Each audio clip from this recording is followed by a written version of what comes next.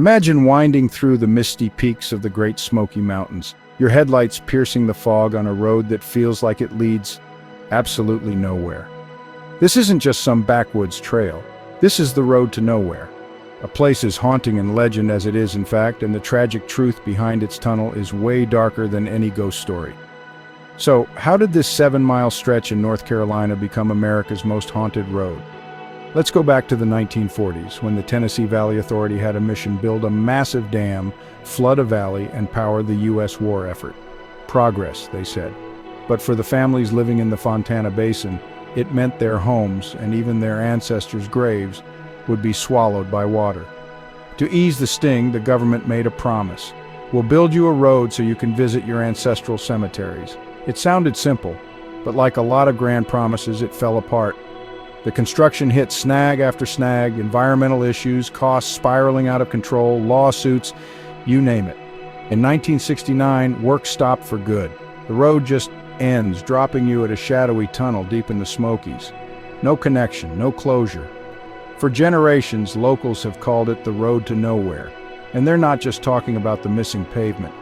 Imagine being cut off from your family's history, unable to visit the resting places of your own ancestors, all because a promise was broken. It's no wonder ghost stories started swirling.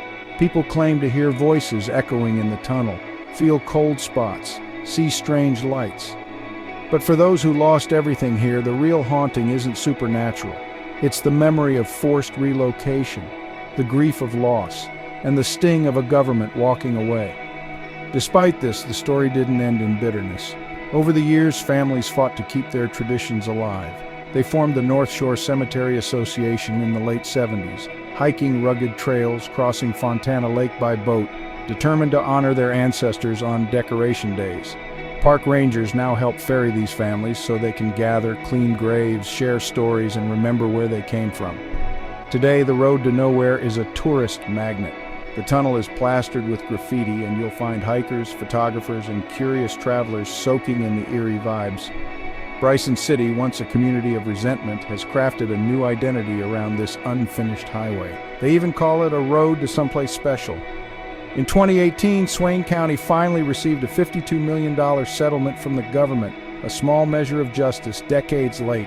The road's being upgraded for visitors, and its legacy is shifting from sorrow to reflection. But every year, families still gather by the tunnel, remembering both the loss and the resilience that brought them here. The road to nowhere asks us to see beyond the ghost stories, to recognize the real lives and real promises that shape the places we find most mysterious. If you found this story as haunting as I do, hit like and share it with someone who loves hidden history. And next time you're in the Smokies, maybe take a drive to nowhere. You might just find a piece of America's past waiting for you in the mist.